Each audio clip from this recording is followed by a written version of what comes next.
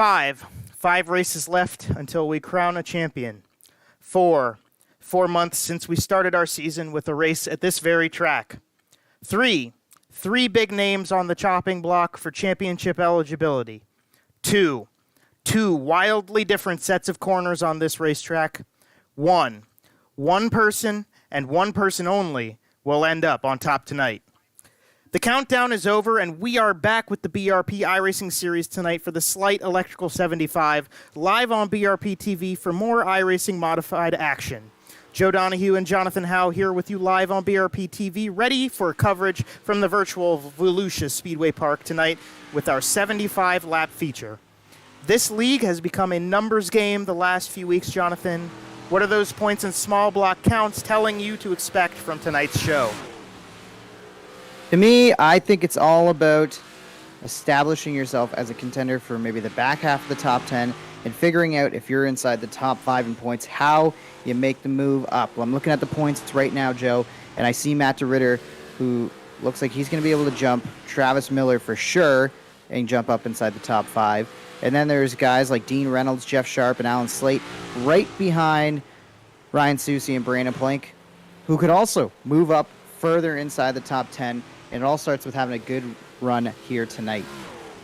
Absolutely it does, and this is a racetrack we've been to before. This season, as we mentioned, the Pete Costco Memorial started off our season at the fabulous World's Fastest Dirt Half Mile track, and that was the Brandon Plank show, and Brandon Plank leading the practice board right now, but definitely the practice of having come here already, and especially having run such a long race to start this season off, should play into the favor of these guys. But recent news, some iRacing updates have changed the setup, Jonathan, tonight. It's a little different than when we came here to start the season off. How much of a curveball do you think that is for this field of drivers? I think it's a big one, Joe. I mean, we were in the little pre-drivers chat room before things got fired up. A couple guys were running some practice laps and just testing things out. And more than a few drivers were very unhappy with what iRacing's got going on for these big blocks right now in the setup. I think the setup, though, may play into folks who have some real-life driving experience more than those who are iRacing regulars, or maybe guys who spend more nights on iRacing than they do in an actual car. We'll see. That's just a theory. I'm just floating it out there. At the same time, the guys who have been the best all year long, they seem to be at least towards the front half of the board. I mean, Brandon Plank up there, Ryan Beagle, Travis Miller sitting third fastest right now, Gavin Isley fourth fastest, Cody Higbee. Gavin Isley's been a mystery to me, Joe. He came out and ran the first half of the season right up until basically the Christmas break, incredibly strong, incredibly well. And it's not like he's been bad by any stretch of the imagination since we've come back to the call it second half of the season. He just hasn't been flashy. He struggled to reach the podium, struggled to get the fast qualifying times that we saw him get early in the season. So it's good to see him high on the speed chart right now, Joe. But Gavin Isley is a driver I'm circling tonight who I think needs to have a good run and really step it up and put it on the podium once again. I think the pressure's on him to do so, and I know he's plenty capable of doing it. Yeah, you're definitely on the ball there about Isley. We really haven't seen him in the same form that he was at the beginning of this season, and he has been making pretty good leeway on those small block races, which is something that some of the other guys that he's competing with for that championship have kind of fallen to the wayside on. But nonetheless, we've really seen a pickup for some of the guys in the field, and I'm looking specifically at the consistency of Ryan Beagle and Cody Higbee in the middle of the season, and now we're getting towards the end of the season, and it's carrying those guys. Ryan Susie's kind of gotten it together a little bit. Travis Miller has committed to going full send, and it has worked out for him. Even Matt DeRitter, with a couple good podiums to his name so far, those all started coming together in the middle of the season, and those are the guys that we're talking about for championship positions now. Now, Isley's not out of it by any means, but definitely that lull is showing on the points board. Yeah, it's going to be interesting to see if there's a couple drivers who can get themselves back into the points conversation at the very least. I think our championship set, I don't want to say it's settled, but I think we have a strong idea of at least maybe 5 names that we can expect to settle this one. Ryan Beagle, Cody Higby's right there. Jamie Porter is still a mystery to me because as far as I know, Jamie is going to miss some time from this series, which may affect his point standings. And Gavin Isley and Matt DeRitter, I think those are the guys that we're watching with Brandon Plank, Travis Miller, and Ryan Susi all being on the chopping block. They're going to fall out of the points situation when it's all said and done, so don't really necessarily worry about them. They're only after one thing, Joe, which is checkered flags, and there is one up for grabs tonight, but I say this, and I know Travis Miller is up there in speed right now, but I don't think either of those three are my ones to watch tonight. I think it's really going to be a throwback between Isley and Plank. That's kind of what I've got this itchy feeling about, you know? I could definitely see that. When we came here the very first time, Brandon Plank had a heck of a car. Jamie Porter's one, I think, that I would want to watch tonight because he had a hell of a run going at the very beginning of the season when we showed up the first time, but who were first and second when we started the season off at this racetrack? Brandon Plank and Gavin Isley, and Porter was third. So I would definitely follow along with what Jonathan says there. I think those are going to be the big ones to watch through tonight's action. Tonight is the Sleight Electrical 75, Sleight Electrical service out of Niagara Falls, Ontario. Alan Sleight actually races in this series. He's the guy behind the scenes there. You can contact him at 905-246-6332 for the electrical uses of Mr. Alan Sleight. We want to thank him and the whole crew there for coming on board for tonight's race and presenting the showdown. We also, as always, want to thank MDR Designs, Jam Performance, BRPtv, Dirt Car, Creative Turnings, and Dig Race Products for supporting this series week in, week out. It's finally time to turn it over to qualifying as the time runs out. Brandon Plank, Ryan Beagle, Travis Miller. That's your top three in practice. Let's see who we get. Jonathan, it's time to go quali. I think the question is, does anybody knock Brandon Plank off of his dominant form that he has had pretty much all season long? You know, Joe, he's been fast in qualifying. This man, though, he might be the one to watch. Gavin Isley, I've been waiting for it, Joe. I've been waiting for it. I believe in Gavin Isley. I just think this could be his night. I got this itchy feeling about him. We'll see how he does in qualifying here. Looking pretty smooth so far. The other thing, too, to watch is just maybe with this new setup, Joe, our driver's going to be on the edge of control, and maybe some of them are going to lose control on their own, whether it be in a qualifying session or a race later on tonight.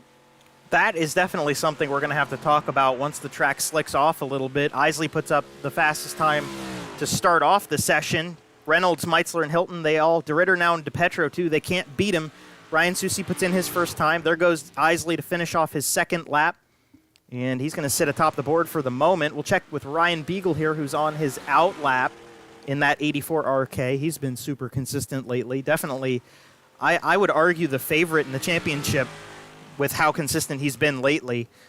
Josh Mbowski gets into the top five. Cunningham almost did it. And how about this? We got a new pole sitter for the first heat race. Cody Higby puts in a thriller lap time, and that's going right along with what you said, Jonathan. I think the guys who have real race experience are going to have a little bit of an edge, and right now the top two drivers are two guys that have that. Yeah, somebody we haven't seen yet who also has some real-life race experience is Brandon Plank. Cody Higby, though, call him the Rocket Man, Joe. I don't have the stats directly in front of me, but he seems to have been on the front row or on pole for a heat and possibly even some features for the last couple of weeks. It seems like his speed is really, really impressive as we see Brandon Plank going around the racetrack now. We'll see where he can time in at. Brandon Plank's first lap got him to 11th. His second lap is going to take him nowhere, actually, so he's going to remain in 12th. Alan Sleight gets himself into the top 10 with his second lap time. And we got the last guy out there, and Harry, he goes quick time. Travis Miller. Could this be the night? Travis has been chasing the checkers, chasing the podium finishes, and could this be the night where he goes out and puts a whooping on the field? At least so far, he appears to be bad fast in that 22 machine for Garden City. I think Travis Miller might have something to say about all this, at least in terms of the win here tonight. Yeah, Travis Miller, this is his first fast qualifier of the season.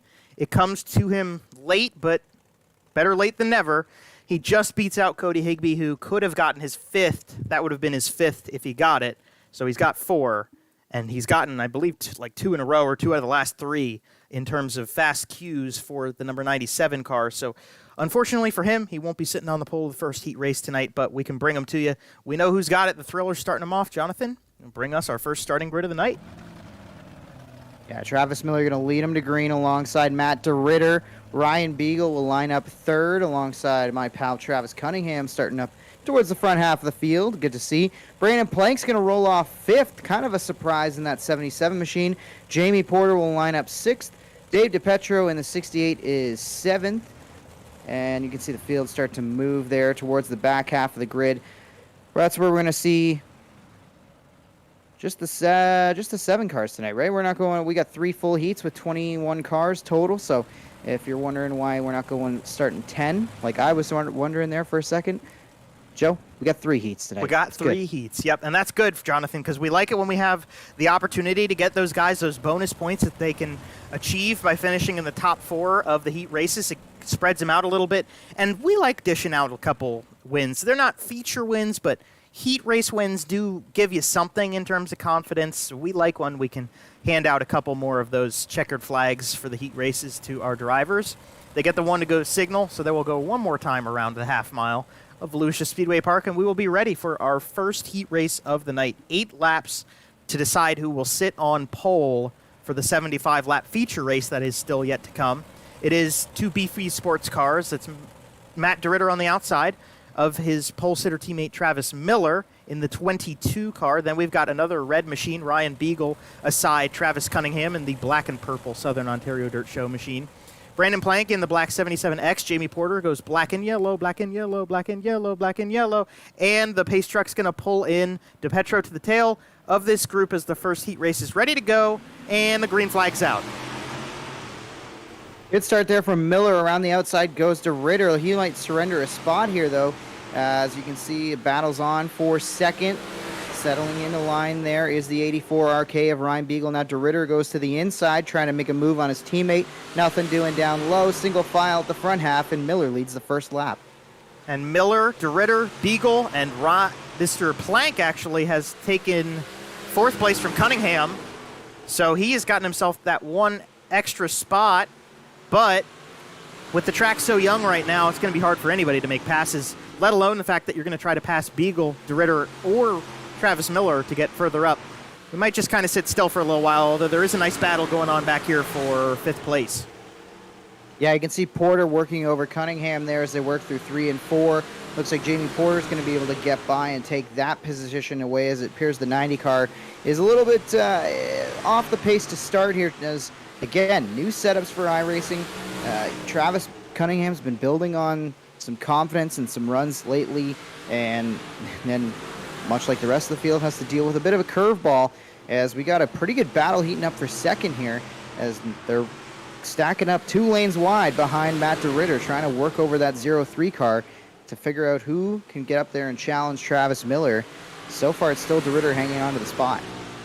DeRitter might be the one kind of holding this group up a little bit, because it looks like Beagle has the speed and he's trying to figure something out, but this track's just too narrow at this moment in time for Ryan to really get anything going. You go around the outside, you got too much extra length to get around that corner, and you can't make up the time. He can't get himself low enough to get on the inside of DeRitter. Brandon Plank's kind of in the same boat, although he's going to hustle the 84 a little harder than the 84 can hustle the 03 right now.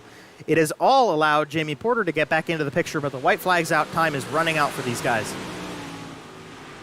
Time is running out. It's Travis Miller out front, in control of this one. DeRitter doing everything he can to hang on and hold off this pack of race cars behind him.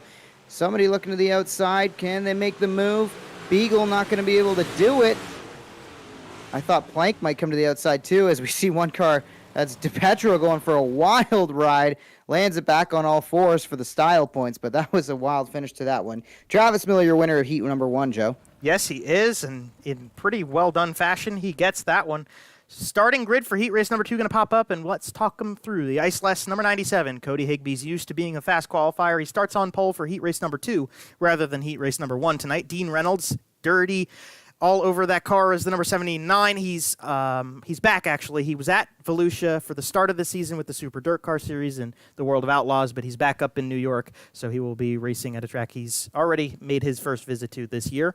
Starting third, we got the number 21P, Tyler Pachalski. I know he's got a crowd watching him tonight behind the screen, so we'll make a shout-out to everybody supporting him. Alan Sleight, the Sleight Electrical number 2. He's the host of the night. He will start fourth in this heat race. Ryan Susi, we got to give this guy credit. We just got word. He's just found out recently he's going to be a new dad, so congratulations to Mr. Susi for that. New dad starts fifth. To his outside is Adam Hilton in car 3A. And rounding out the tail of the second heat race is the number 71. You know, I don't actually know which one's the older brother and which one's the younger brother of the two of them, Jonathan. That may be kind of bad to say. I've known these guys for a few years, but Liam Daniels, is he the younger or older brother? I don't actually know. I believe he is the younger one, but I cannot 100% confirm that, but I am about 98.2% sure. Yeah, that's what I thought too. So maybe I should have said 88% sure for our pal Beef, but I think together we can get it up into the 90s there, because I'm pretty sure the same. But I guess it's one of the two of them will give us a stern talking to about, hey, come on, man, at the end of this one. But nonetheless, it's all good. So Liam will tag the tail of this group. Higby's going to get control of the grid now as the pace truck pulls off. 8 more laps, heat race number 2, set to go, and the green flag's out. Green flag is out indeed, and look at this gaggle of cars. They are very tight heading into 1 and 2. Down the back straightaway, Higby emerges with the lead, but not by much. Dirk Ardeen, one of the guys who was most vocal about not liking the setup. Maybe I shouldn't remind him of that, because he is looking pretty bad fast. Dirk Ardeen has the 79 machine working to the outside, trying to find a way around Cody Higby, who's hanging on to that lead, but for how much longer? 79 is there, Joe. 79 is hustling.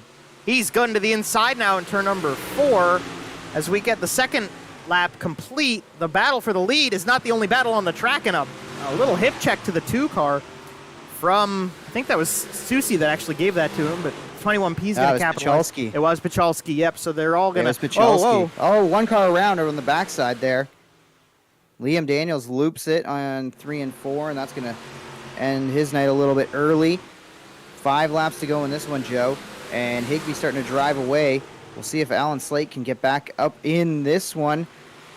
Not necessarily what he wanted to see in this opening heat, but definitely going to be a motivated guy as he tries to work over the 3A and Ryan Susi in the 38 machine in front of him. Yep, so that's the 3A of Adam Hilton, and Susi's up top.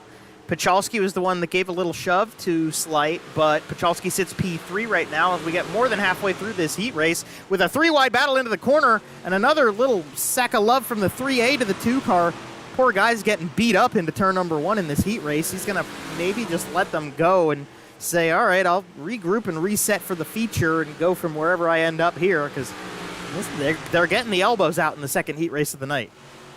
Obviously, nobody told the rest of the field that this is the Sleight Electrical 75, but either way, hoping that 2 car can rally for the feature, because he's definitely getting bounced around in this heat race. Somebody who's not bouncing around, Cody Higby, wants to keep the championship close, and if he can capitalize on all these bonus points for winning the heat, that's definitely going to go a long way with Ryan Beagle not winning the heat that he was in earlier. Cody Higby out of turn 4 for the final time, sees the checkered flag. Cody Higby wins heat number 2, Joe. Yep, so it goes Cody Higby, Dean Reynolds, Tyler Pachalski, and Ryan Susi in heat race number 2. And this is a great point, Jonathan. Those bonus points, they mean something, especially when the championship gets as close as it has been lately. 7 more drivers set to the track, and Mr. Howe, why don't we go ahead and bring them their starting grid for the final heat race of the night. Yeah, this is how your final heat of the night is going to line up. Gavin Isley, the man I've been talking about all night, goes from pole in the 18 machine alongside the 088 of Tyler Joshambowski. Then it's Jeff Sharp lining up on the inside of row number 2 alongside Dean Meitzler in the 49. The Beef, Corby Daniels, will line up 5th in the Beef Esports 88 machine alongside Richie Pereira in the 96. And then it's Pat Reiser starting shotgun on the field in 7th in the 33 machine, Joe. Yeah, and they all roll off safely, so they'll get their 2 laps in behind the pace car before we set them loose for the final heat race of the night. One of the guys to watch the entire way through the show is starting on pole for this group, but some other guys in this group I think definitely worth mentioning. Definitely want to point to the 28 car. Jeff Sharp has been pretty quiet the last couple weeks, but quietly consistent. He is in the fight to round himself into that top 10 in points.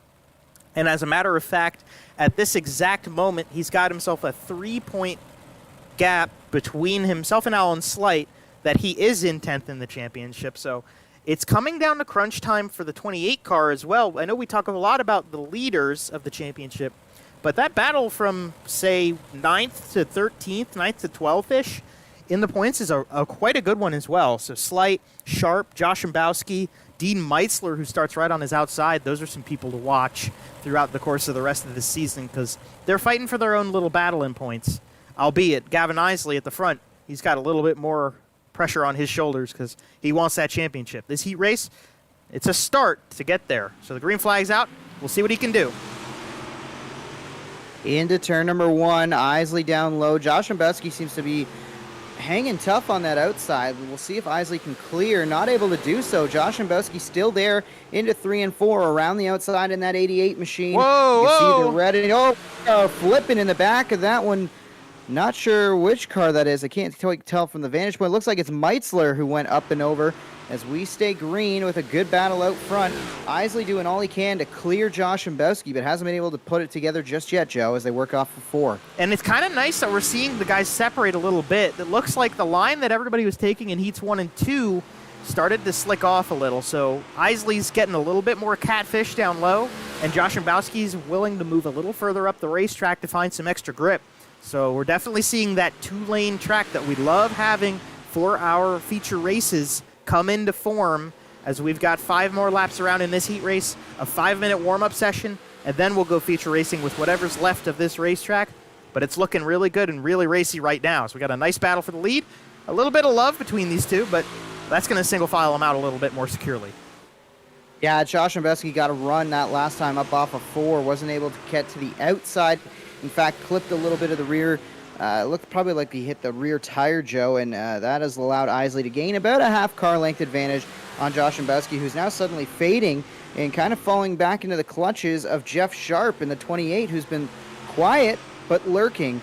We'll see if Sharp can get things in order and maybe move up 1, maybe even 2 more spots before this heat is all said and done. So far, though, just kind of running right in the tire tracks, and the fact that this lane changes are happening where these guys are running, that's a really encouraging sign for what I think we're going to see feature time, Joe. Definitely agree with that one, Jonathan. The track's looking really good right now, and I think it's just going to pay favors for the 75 laps we've got set to go. White flag is out. We got one more time around for Gavin Isley, and unless something major happens, he's pretty much got this one wrapped up, about 2 car lengths in between himself and Josh Mbowski. Won't expect anything crazy from him as they go into turns 3 and 4 for the final time. A little bit of a dive, but nothing that Gavin Isley can't handle. He will take heat race number 3. Then it's Josh Mbowski, Jeff Sharp, and Richie Pereira rounds out the top 4, getting bonus points in the final heat race of tonight's show. And now we pop over for that 5-minute warm-up session. Guys, they get the opportunity to work the track in a little bit more, finalize any changes they want to make to their race cars before we go racing, and just kind of feel things out after the heat races. A little bit to unpack for the drivers, and not too much to unpack for us. But I think the big thing about those 3 races that I could kind of call and deduce, Jonathan, is that for the most part, they came out as expected. Yeah, definitely if you started on pole, you showed your speed early in the night, and you maintain that through the heats. So there's no substitute for speed. There's no substitute for being towards the front of the field. Track position is going to be at a premium. We'll see how the track changes, though, because, again, you can already start to see this is a great camera angle where you can see that lines are really starting to wear in, especially around the outside. So if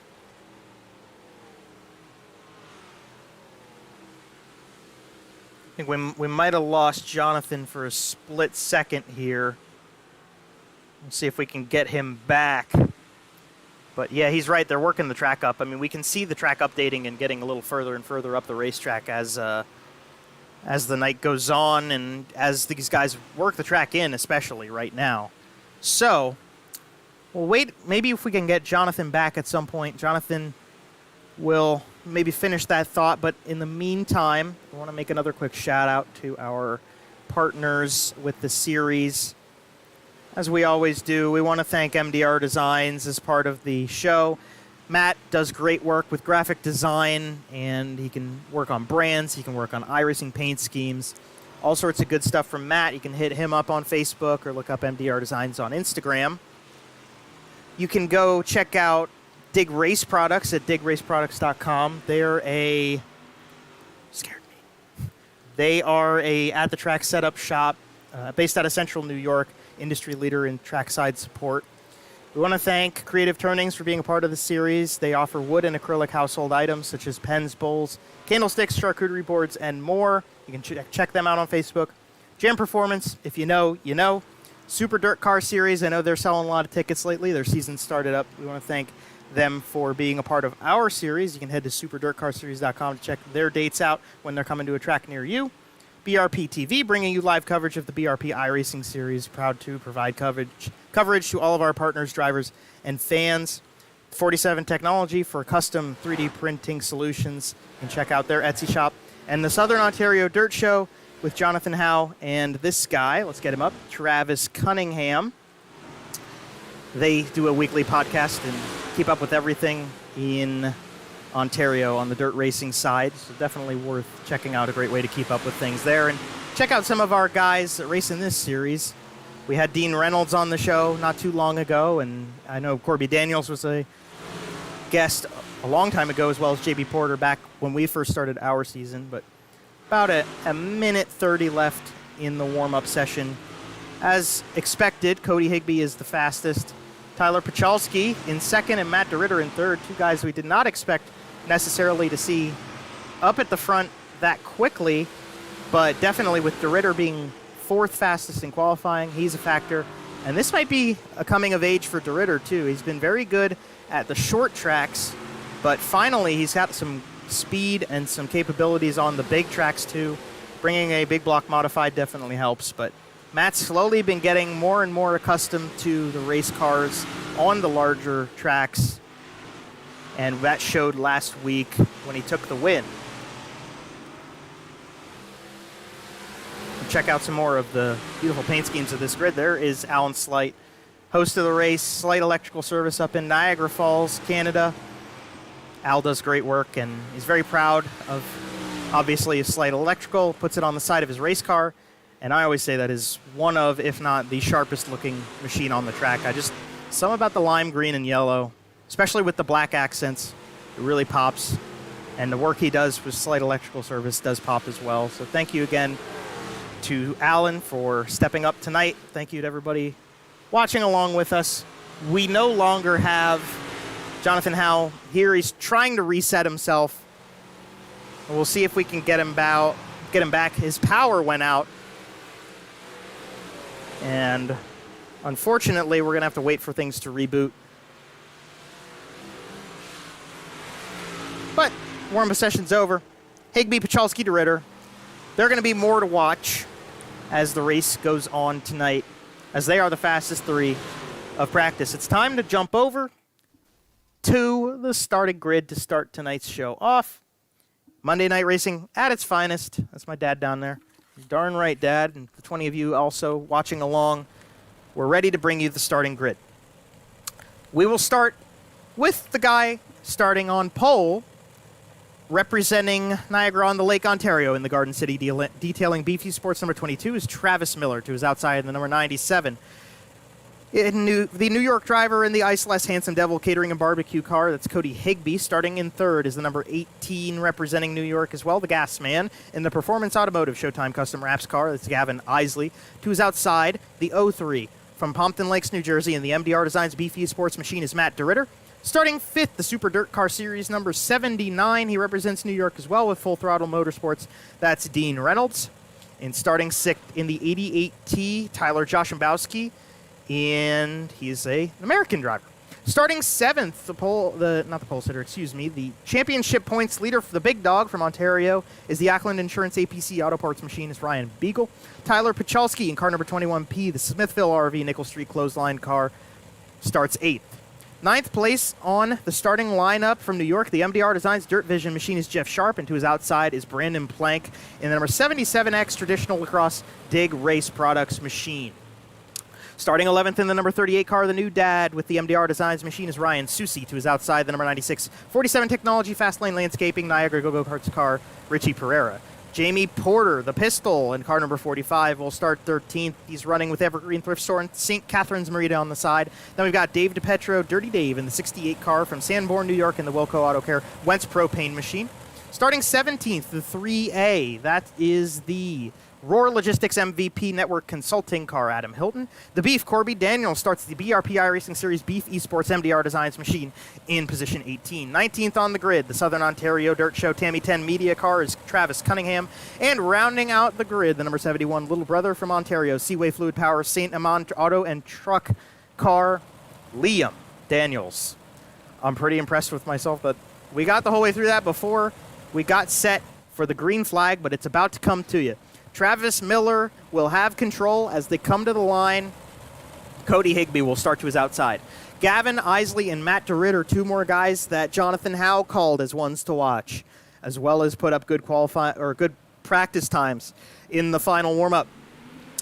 Into the hands of Travis Miller, the green flag is out, and we are ready to go. The Sleight Electrical 75 goes live here on BRPtv.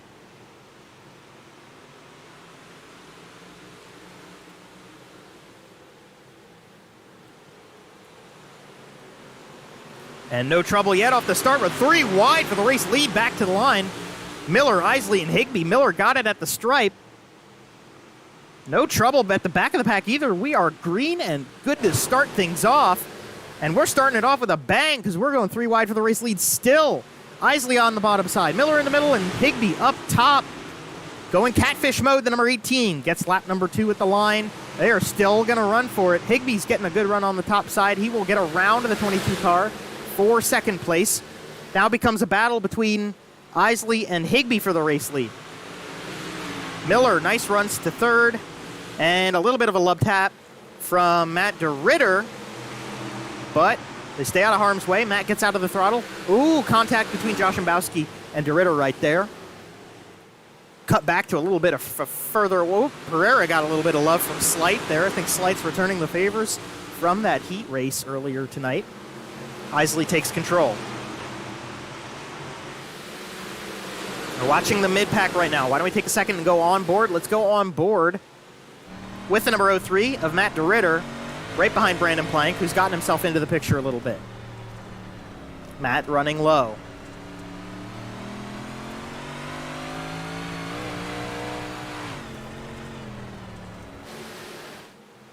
And I think we've just fallen in line now. We're at the very start of this race. You can't win it, but you definitely can lose it right now. Everybody's staying clean, out of harm's way. Let's check in with Tyler Pachalski. He's running right in 10th spot right now. I know he's got a crowd watching. The 21 car, we'll try to see what he can do. He's running the top side of the racetrack, just avoiding Sharp and Porter on the bottom. Jamie Porter really not shaping up into what we expected of him to start the night off, but there's plenty of time left for something to happen later. We got a really nice battle going on between 2nd and 7th, basically, as Dean Reynolds looks to the inside of Cody Higbee. That's one of the things about dirt racing especially, I think, because a lot of times you'll find a guy, they'll come into a race, they'll say, I don't like this setup. This track, I don't like the track. I'm not feeling comfortable with this race car. And somehow, the extra adversity of the situation pilots them to a performance you would not expect from them, maybe even regularly. We have seen Dean Reynolds win a race this year. We've seen him get other top threes. I think only other one top 3 this season so far. Oh, man, and he is cutting it close down there. He actually net-coated through the tire barrier on the inside of turn number 4. But Dean is a guy who said, not really feeling this racetrack with this setup. And right now he's leading the bottom side behind Gavin Isley, obviously. Nice little battle between himself and Higbee for second place. Gavin Isley's got a couple car lengths between himself and the rest of this group, which is a large group. Beagle and Josh Mbowski racing beside each other now. Looks like Miller, he actually got a little bit of a hip check. Oh, we're slowing down up here with Beagle. Something happened to the 84 car as well. And Jeff Sharp. Jeff Sharp is the one that I'm surprised to see all of a sudden making moves. It seems like the way to go right now is to stay low. Isley leads, running the bottom side. Looks like Higbee got pretty easily past Dean Reynolds, and Josh Imbowski's shaping up to have a say at it. Beagle and Plank going back and forth. And then you've got Miller, Sharp, and Matt DeRitter going 3 wide. Now it's Pachalski and Porter getting into the mix as well. Porter's kind of slowly but surely getting himself into the picture. Don't count the 45 car out just yet. He did finish second when we came, or third, excuse me, the last time we came here. Higbee with a great run at the top side. Isley with a great run on the low side. Maybe Josh Imbowski can show the middle line a little bit of love. 16 laps into it. Why don't we take another onboard? Let's jump back a little bit further. How about the soon-to-be new father, Ryan Susi? There's a big gap in between himself and 11th place right now. He's just going to try to tick off a couple more laps. I would be very surprised if we got the whole way through this race without a caution. And I hate to say it, but I'm kind of looking at that group right in front of Susi as the calamity ensuing part of this race. They're racing very close. The track's getting a little older. And as we get closer to the end of this race, they're going to pull the elbows out a little bit more. But for the moment, we're clear. There's actually some damage on the back of Susi's car from some contact he must have had earlier on. This is a really good race right here as well, jumping back to 13th, 14th, and 15th. Riser, Sleight, and Adam Hilton 3 wide in the corners with Dirty Dave blinking behind them. His connection to the session getting a little wonky. Almost a hip check. No dice for the 33 car and a contact with Dirty Dave. And he will have to subdue himself, but not without a little bit extra fight. Tries to get down to the inside of the 2 and 3A again. Check in with our race leader. It's actually not Gavin Isley anymore. Gavin Isley, something happened. He must have clipped the bottom of the tracker, clipped a wall, because he went from 1st to 7th now very quickly. And you can see him running that bottom side still, but it doesn't seem to be the place to go right now.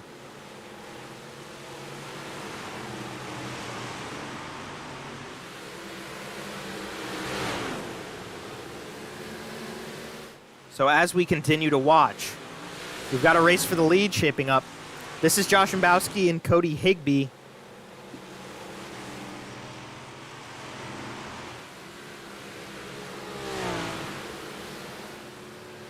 They're racing well.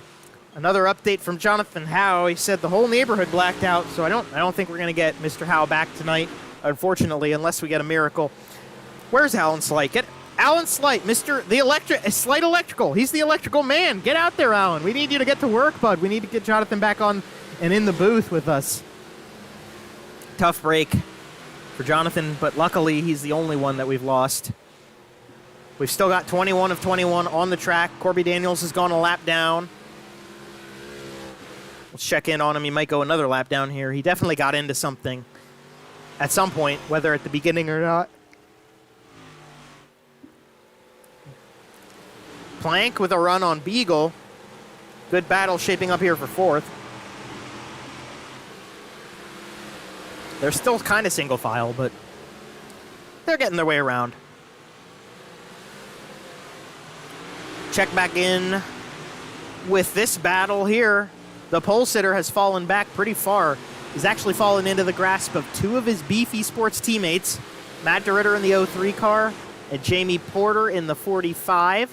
There's a lot of really good-looking race cars right there, but unfortunately, this is a battle for 7th, 8th, and 9th.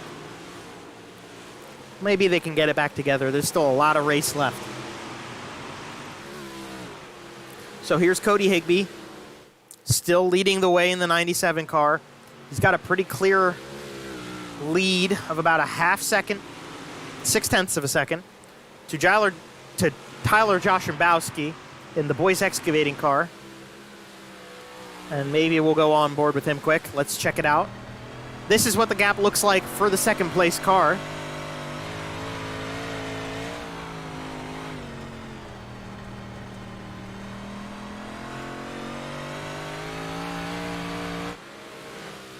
And he will try to get to the outside of the Beef as quick as possible. That is a lapped car. The 288s beside each other on the racetrack for the first time tonight. or maybe the second time, I guess, if this is Beef going 2 laps down, technically speaking. The interesting part's going to be when this whole gaggle of cars catches up to the 88 car. Plank has gotten to the front of this group with Reynolds to his outside. Scott Pachalski, DeRitter down low. Beagle's up there too. Man, they're close. Plank and Reynolds actually almost made contact. And to the outside of the Beef they go. 3 cars in line on the bottom. That's actually all 4 of the Beef Esports. Well, there they are now. All 4 of the Beef Esports cars in the picture. The 03, the 88, the 22, and the 45. And they're going through 3 wide again. Pachalski, Beagle, and DeRitter. Pachalski's actually gotten around the big dog. So he moves himself up into the top 5. And he's going to look for Dean. Maybe he'll get Reynolds too. Time will tell. Plank is catching Josh Mbowski. We'll have to wait and see what comes of this. Cody Higby's still just taking off and actually running purple lap times, at least trying to run purple lap times, meaning the fastest lap of the night for himself.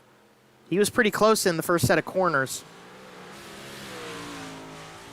Josh Mbowski, Plank, Reynolds, Pachalski, Beagle, DeRitter, Miller, Isley, Porter. That's the rundown of the top 10 following the number 97 of Cody Higby.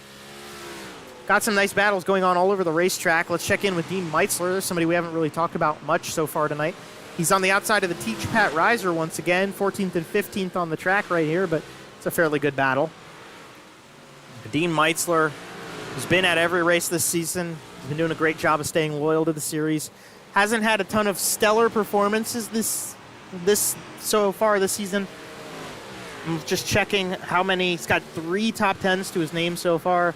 He does have a heat race win, though. Reiser with 4 top 10s and 1 heat race win as well as they go around. Well, not both of them around the outside. Reiser sticks in behind the 88 car of Corby Daniels, who moves up the racetrack from the bottom and will jump right back to the bottom in due time. Try to stay out of the way of Adam Hilton, who comes into the picture now at the top of the screen. Jump back up to this battle for 4th place. It's a whole gaggle of cars again.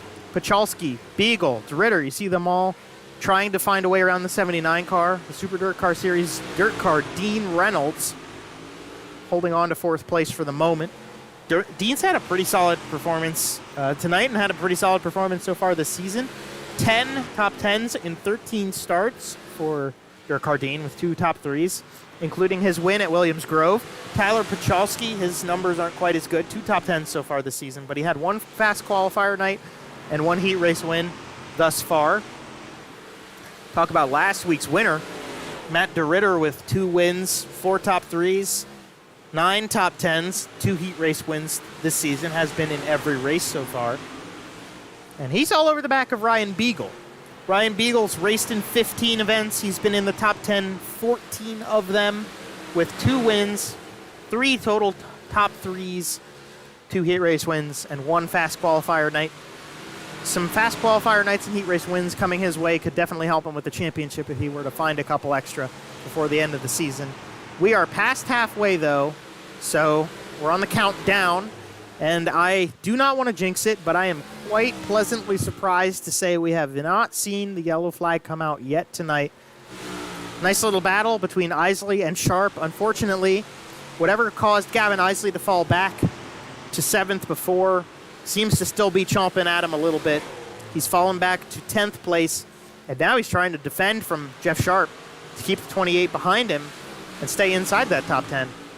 Not what Isley wanted or needed for the championship run that he was trying to put together. But Cody Higby's doing what he needs to do. Higby's the one that's closing in on Ryan Beagle for the championship lead. And Higby has missed, actually he hasn't, excuse me, he has not missed a race this season. I was about to say he did, which would have been why he was a little behind. Higby's had a lot of really good performances this season. 12 top 10s. He's only got himself, actually he does have himself 2 wins. But somehow not getting as many points, which is weird because he's got the most fast qualifier times, and he is 3rd on the list in heat wins. Actually 4th, excuse me. There's the 97 car all in his lonesome. We'll check back in with a battle. Some cars actually racing each other a little bit. Looks like Isley is going to try to get to Porter's car. Miller and Porter go side by side with Gavin Isley in 1 and 2. We need to queue up the PR guy for this racetrack in real life. Matt Skipper ought to be here. This would be a fun time for him if he could come out and see the show. We got a good race going on right now. We're coming to lap 50 of 75 for the Sleight Electrical 75 here live on BRPtv. Joe Donahue here in the booth. Jonathan Howe having connection issues. Unfortunately, the power went out, and I think we've lost him for the evening. But we have not lost, or I guess we have lost him from the rest of the grid. Cody Higbee in the race lead. Josh Mbowski, haven't checked in on him in a while. He's kind of, I wouldn't say comfortably, but he is still holding on to second place and has been in that spot the whole time. I think the Beef pulled it off the racetrack. I think he took it to the trailer. Oh, we got trouble. Dean Reynolds is going to bring us the first yellow flag of the night. And what a tough break for Dirt Car Dean. We'll check a replay back and see what happened to that race car. The way he just went straight through the pits, I'm thinking might have clipped the inside wall in turn number 4. Let's make sure. Let's get this set up and find out what brings us the trouble of this number 79 machine. So into turn number 3 we go. He's on the inside. Beagle and DeRitter behind him. Maybe, yep, there it is. Ryan Beagle just gets a little bit hot into that corner. DeRitter, well, Miller gets around him. A little bit of contact between Isley and DeRitter. It actually includes Jeff Sharp.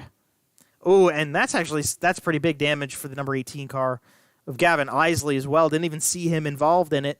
So a little bit of contact from the tail, or to the tail of the 79 from the 84 car, and they get into each other. And then from there, let's try to jump to the contact here. So Beagle gives that tap to the 79 car, and then down goes Dean to the bottom. Everybody tries to avoid him, and then Gavin Isley, unfortunately, no fault of his own, nowhere to go. Jeff Sharp does a good job of staying out of the wall, too. And Isley's in it. Tough break for the number 18 car. He was trying very hard to stay in contention with the problems at the start of this event. And he'll have to tag the tail right now. What this does is it gives us a curveball. Now Josh Mbowski, Brandon Plank, and Tyler Pachalski, they all have a chance to maybe make something work on the 97 car. He was far and away gone before, but that gap has been erased. And I think we're going to lose the pace truck this time, so the green flag will come back out, and it will be in the hands of Cody Higbee to get a good restart and try to clear himself from the 88T, 77X, and 21P. Does a pretty good job as the green flag comes back out. 20 laps left in this race at the stripe. Sending it into the corner. Oh, we got one going violently all over the place into the first corner. I think it got it back under control, but it was the 90 of Travis Cunningham. Back to the race leader, Cody Higbee. He does have a fight to go now. Josh Mbowski looked to the inside. Plank's there as well. Track is slick. Hard times in the back end here. Ryan Beagle puts himself back into the picture a little bit. He's always lurking and ready to pounce at the end of these events. Now he's got to clear Miller and Pachalski just off screen as we watch the battle for the race lead. Josh Mbowski in the 88T, trying to find a way to get to that blue, yellow, and black number 97. The black number 77X on the low side now. That's Brandon Plank. He's won more races this season than anybody, 6 to be exact.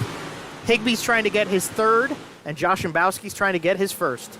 Miller and Beagle, they race side by side for the 4th spot. Jamie Porter is there now as well, and Pachalski's got himself a good run. Nice battles in the mid-pack. Check back in here with Meitzler, Sharp, and Slight. There's Dirty Dave and Ryan Susi in this group as well. Unfortunately for Dirt Car Dean, it looks like he's stuck at the back. Can't really make any moves on the teach, Pat Reiser. So he's kind of, I guess, treading water back there. At this point, at least, in 15th spot. Battles all over the racetrack in the mid-pack, though. DeRitter and Susi They swap back and forth a few times for 8th. Battle right here with Pachalski and Miller. Those are two guys who are willing to get the elbows out.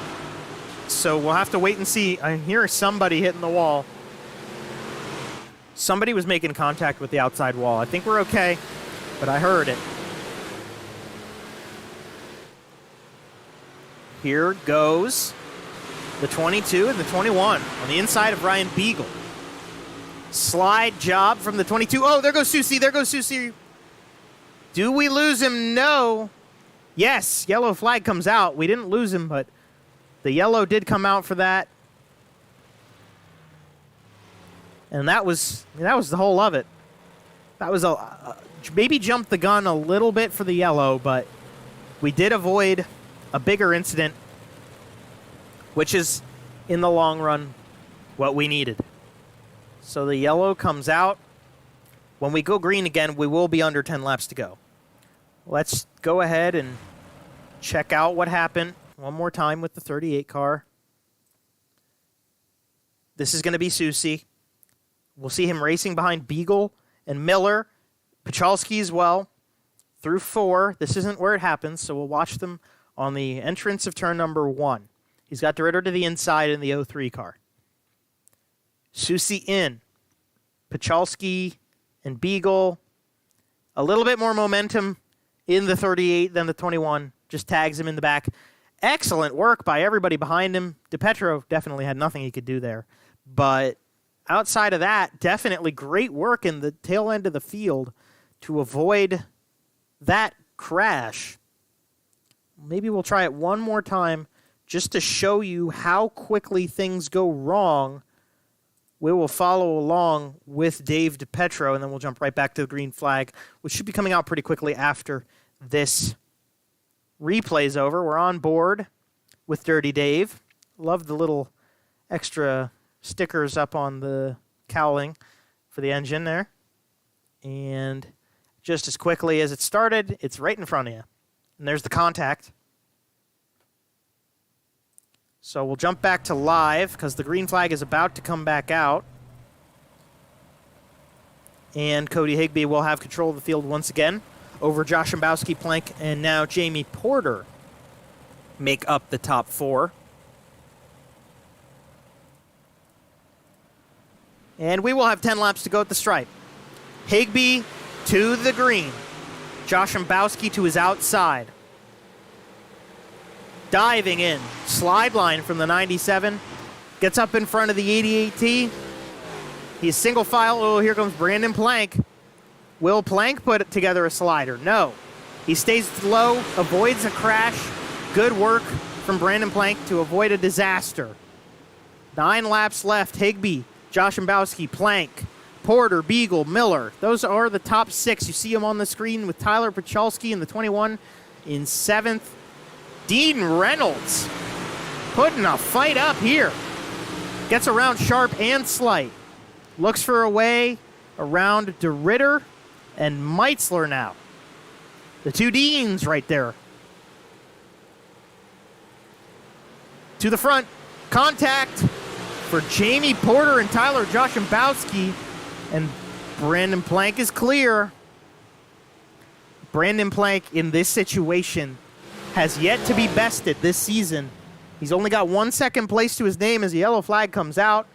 And this one, I think this is going to be Ryan Susi bringing it to us. Unfortunately, not going his way tonight. We'll check out this replay, see if he's the reason for this caution. I don't think so.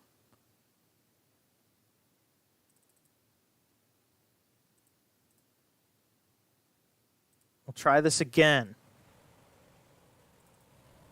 Is it Liam Daniels? I don't know. Oh, there it is. Now we found it. It's Matt DeRitter, Jeff Sharp. They're the 2 that get it going. And that was also a very light yellow. But definitely, with all the field coming into that corner, proactive to call it. Good work to avoid more significant trouble. So we will come to the stripe. They will have, I believe, 4 to go this time, yes. So they will get the green with 3 laps to go. We won't quite have a green-white checkered attempt. Unless they get things wrong on the restart, then we would. So on behalf of Sleight Electrical, BRPtv, Southern Ontario Dirt Show, 47 Technology, Dig Race Products, Jam Performance, MDR Designs, the Super Dirt Car Series, and Creative Turnings, we double stack them one more time. Hopefully one more time. Pace truck lights have gone out. 1.5 miles to find a winner of tonight's race. And Higbee gets the jump. Oh, contact, and we're going around already. That's going to get waved. Gavin Isley. Oh, and it's all wrong here.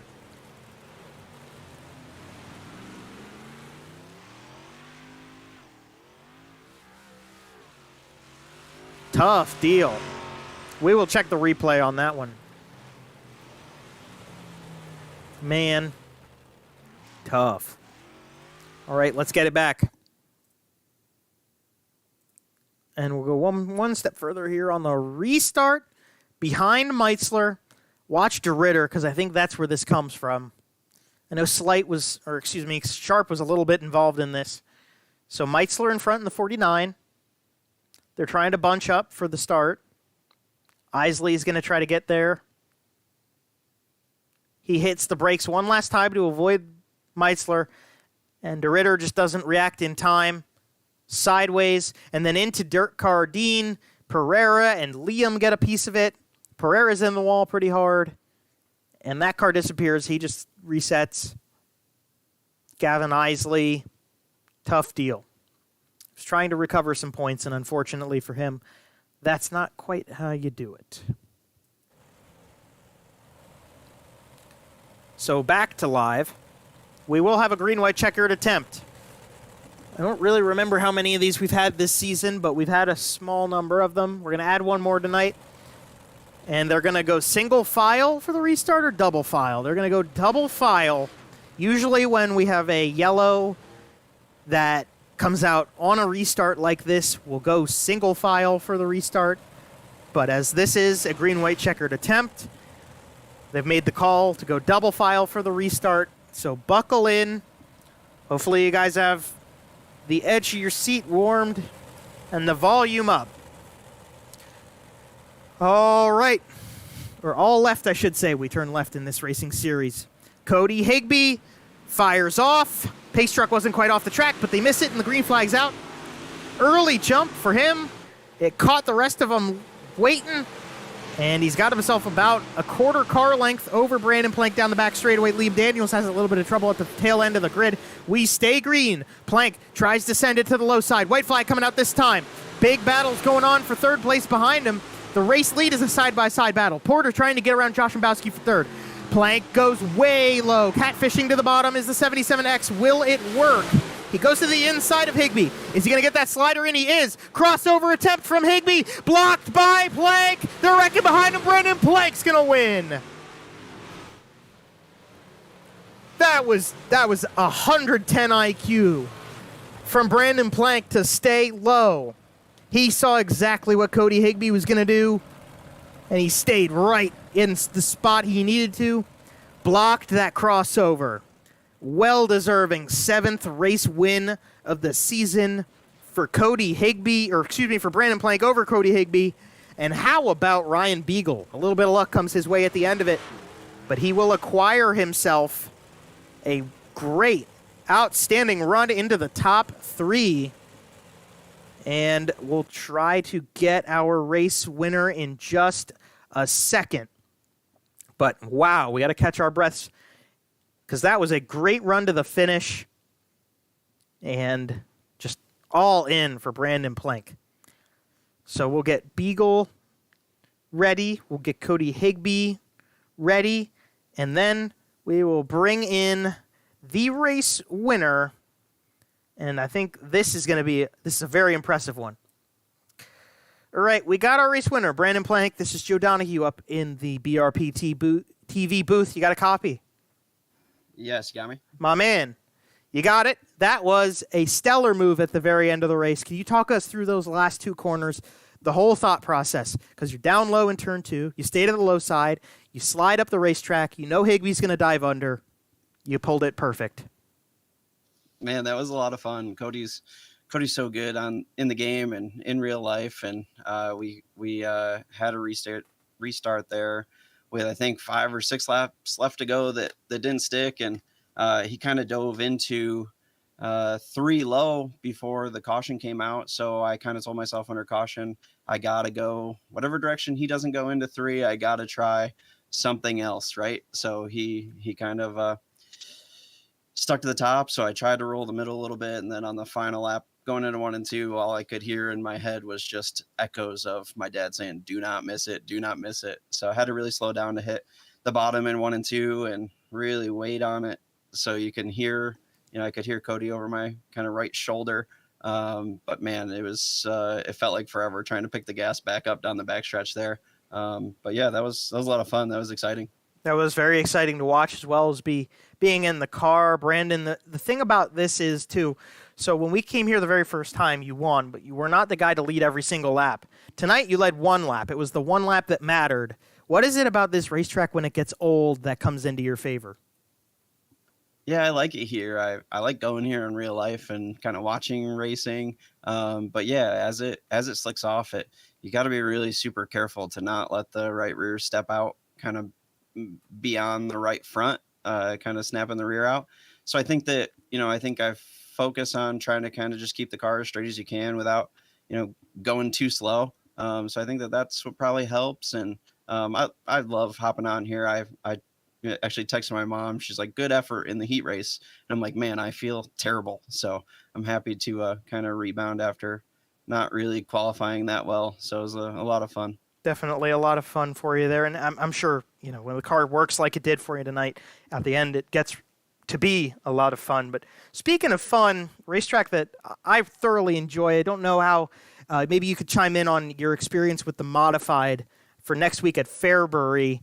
I expect we'll be seeing you again, but either way, just can you give us a little lowdown on your perspective on that racetrack coming up? Yeah, Fairbury's a tight little place. It's a lot of fun. As long as kind of the racing is clean, we went, I think, 50 something laps without a caution tonight. So really pretty impressive kind of as a group as a whole.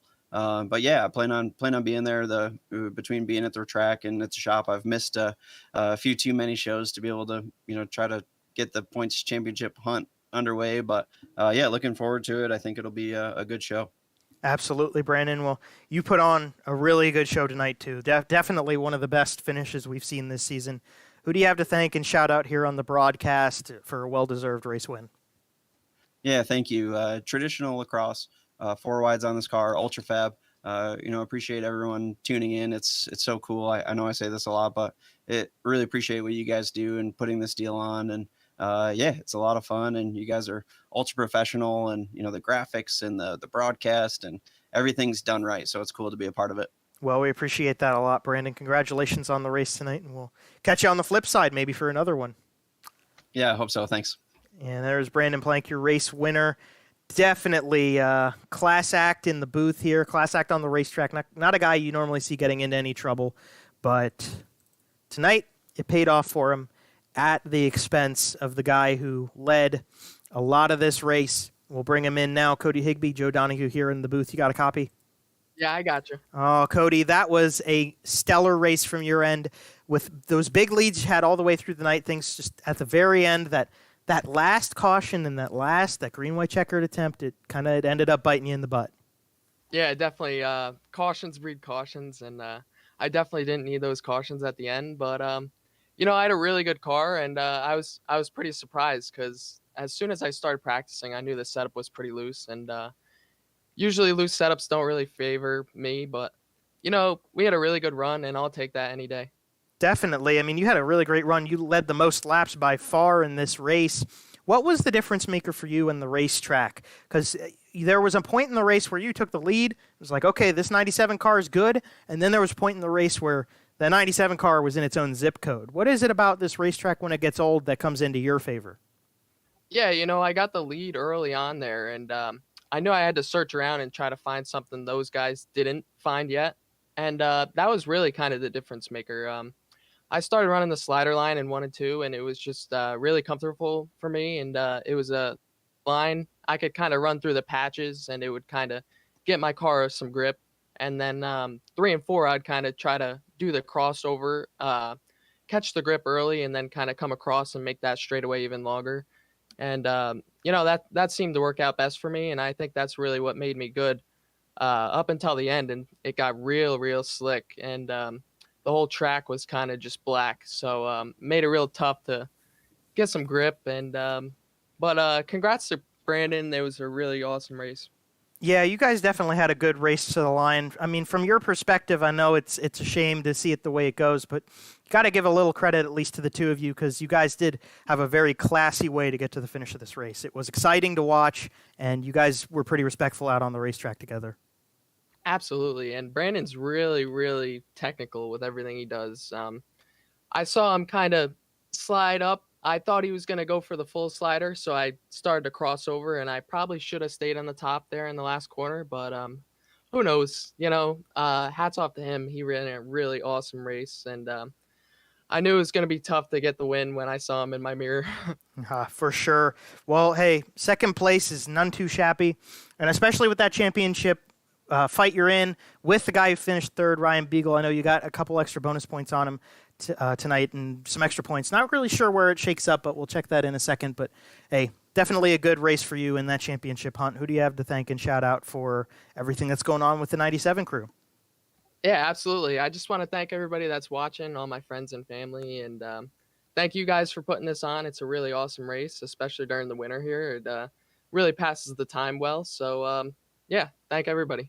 Absolutely, Cody. Well, congratulations again for the second place run. Maybe one step further, and maybe a victory next week. We'll have to wait and see. But nonetheless, great show tonight. Definitely. Thank you. And there is another class act of this series, Cody Higbee. He finishes second. That's another top 3 in the books for him. And another very consistent driver. Maybe gifted a little bit extra tonight, Mr. Beagle. We haven't quite checked that replay out, but we bring him into the booth. Ryan Beagle up here. It's Joe Donahue in the BRPtv booth. You got a copy? Yep. All right, we got you, Ryan. Talk us through that last set of corners from your perspective, because we were very caught up with the race lead as well as that battle for third, and it seems like the seas parted for you a little bit there. Yeah, it's happened quite a bit for us here the last little while. I found a lucky T-shirt, so I keep wearing it every week. But we definitely won a third place car tonight. We were battling 4th to 7th the whole race there, and I gotta really apologize to Dean Reynolds. I did not mean to spin him out like that. I got a run in the center, and I think he got a little more sideways than he had been the lap before, and I thought, well, it's either I lift and lose a whole bunch or try to miss him, and I didn't miss him. Well, it's a tough break for him. I mean, Dean got himself a chance to get back up there, and unfortunately, I think the end of the race kind of set it in stone for him. But nonetheless, Ryan, one thing we talk about with you on this broadcast a lot is consistency. And even you say, maybe if you don't feel like you had a third-place car, you were in the top 10 easily, and you were fighting for top 5 spot. Now, you were the championship leader coming in. We have to do the tally on tonight, but I think you might still have it by like a point. But talk to us about what you're looking at with the championship. It's getting really tight with that 97 car. Yeah, I'm gonna have to stop looking because it's distracting, and I don't race as good. So I'm just gonna stop worrying about it and just do my thing and try to win some races. Well, absolutely respect that, and you're ready to go with Fairbury next week. How are you feeling about Fairbury? I'm okay at Fairbury. I think we almost won it last year, but then I stepped on my wiener and gave it away. But hopefully, maybe we won't do that this time. Maybe so, Ryan. Well, hey, good run to third place tonight. Who do you have to thank and shout out for everything going on with the 84 team? Just like I say every week, everybody puts this deal on. You guys up in the booth, and my sponsors, Ackland Insurance, RK Automotive, and APC Auto Parts. Well, absolutely, Ryan. Congratulations on the run, and we'll see you get after him again next week. Yep, hopefully we're talking to you guys again. Absolutely. We'll take it easy, Ryan. And that is your top 3 podium from the race at Volusia tonight, the Sleight Electrical 75. And let's grab ourselves the top 10 and check out our unofficial race results. So Brandon Plank won this race. He started 10th. He led one single lap and had a great run to it. I think, just double checking really quickly, I believe he also got the fastest lap for the race tonight, which isn't something that he does a ton of the time, but he's got a couple of those on the season. Cody Higbee ends up in P2 tonight in the number 97 machine. Just a little bit short. He had it. He had his cards. He played his hand. Brandon Plank snookered him at the end. Ryan Beagle, great run to get third place for that 84 car. That's tons of points and good for him in the championship. Tyler Pachalski finishes 4th with that machine. Great run. One of his few top 5s this season. I think it's actually only his second top 5 of the season. No, it's actually his first top 5 of the season. My mistake. So first top 5 of the season for Tyler Pachalski. And how about Alan Sleight in the Sleight Electrical 75? The C's part, and Sleight gets himself a top 5. Great run for him. Dean Meitzler with a great run to 6th place at the end. Just stayed quiet the whole night, out of harm's way. Ends up in 6th. Jamie Porter finishes P7 in the 45 car. The Teach, Pat Reiser, makes up all that time to finish 8th. That's a top 10 for him. And Matt DeRitter ends up P9. He was up there. Not too bad for Matt compared to what he was running earlier in the night. Rounding out the top 10, the 28 of Jeff Sharp. Ups and downs tonight for him as well. Starting off the second half of the final rundown, Travis Miller is the thriller. He was in a fight for a much better finishing spot. A P11 at the end, tough break for him. Dave DiPetro ends up P12 in the 68 car. Then we've got Adam Hilton in 13th. Travis Cunningham in 14th. Gavin Isley, poor night for him. Unfortunately, he ends up P15. 16th for Dean Reynolds. 17th for Liam Daniels. Josh Mbowski, unfortunately, things don't go his way at the very end of this race, and he gets sent all the way back to 18th. Richie Pereira in P19, Ryan Susi in 20th, and Corby the Beef Daniels only finished about half of this race, and he will end up in 21st. So as we pull it backwards a little bit to try to get some action on the screen for the end of this race, what more can we say about the Sleight Electrical 75? Great run to the end. It was fun. There was a lot of really good racing up front. And especially from this guy, Cody Higbee, Tyler Joshambowski, and Brandon Plank. They really made it worthwhile at the end of this race. So we appreciate everybody who watched along. One of the better events that we've had so far this season when it comes to the excitement at the very finish of this race. On behalf of BRPtv, we want to thank our partners for being a standard piece of the weekly shows we run.